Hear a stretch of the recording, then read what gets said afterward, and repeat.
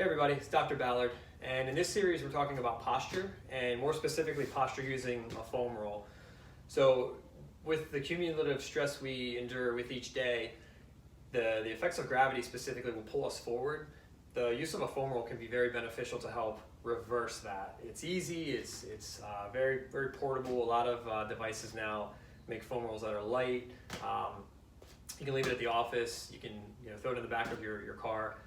The goal though is to keep this simple, keep it pain-free, practice your breathing, so make sure that this is something that you implement, whether you're on the way to the gym, after a long day. You could use this before you go to bed just to start to kind of calm things down.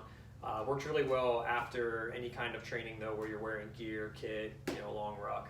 So the foam roll though, it's a 36-inch, so pretty straightforward. It's light, it's got a little bit of density to it. It's 20 to 30 bucks, so make sure you're not spending more than that. The goal is not to complicate this, okay? I'm gonna show you how to do this series on the tabletop, just for a little easier view, but in general, just you can do this on the floor, on the ground. Pretty easy to do, pretty easy to implement.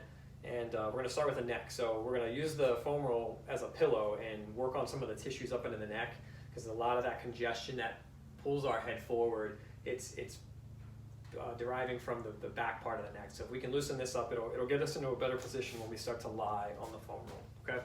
So what that would look like is lying on my back. Make sure my head's rested on this comfortably. Just kind of relax, make sure nothing feels sketchy. Any kind of pressure through here shouldn't cause numbness or tingling, so make sure pressure on the neck isn't causing any of that. If you start to feel anything weird with the eyes, make sure nothing other than just a little bit of tenderness on the muscles. And if you start by picking one side or the other, I'll do left. I'm just gonna dig my neck into the foam roll and just let the foam roll do all the work. It's sort of a deep tissue release. Spend a few reps here, nice and controlled, not holding my breath. I'm not going so fast. Okay, nice and controlled. You can move a little further down, or you could move a little further up. And typically as you move further up, you'll feel things are a little stiff. They can actually kind of reproduce a little bit of a headache, which can be common. That's normal with a lot of the muscle attachments in the top part of the neck. So spend about a minute or two on each side. And then once you're finished, we'll set the foam roll up to where your head, so the head is resting on the foam roll.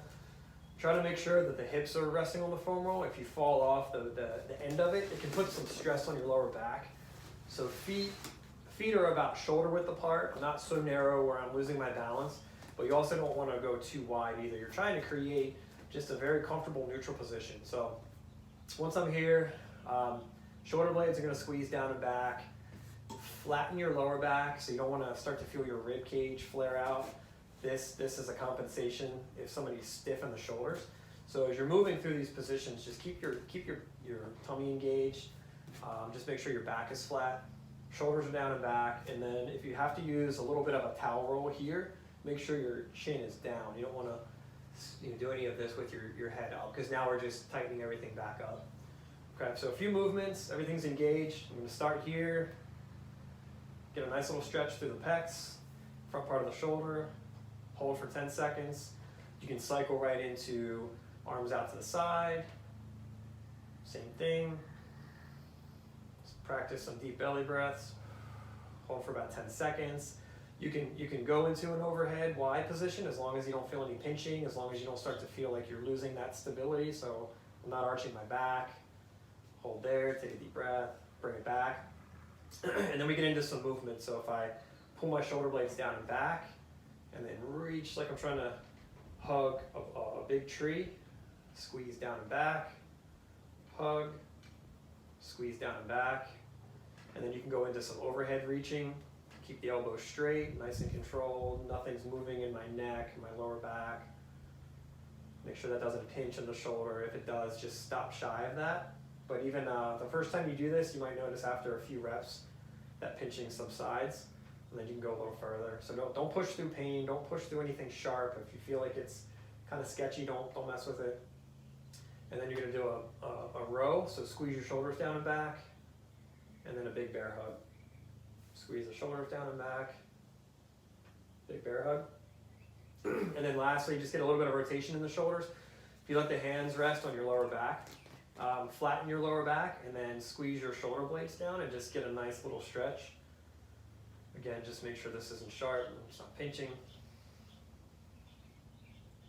You can cycle through this 2 or 3 times, but the idea is to just go controlled, go slow, make sure nothing feels uncomfortable. And if you have any questions, feel free to reach out to any of the PTs. Thanks.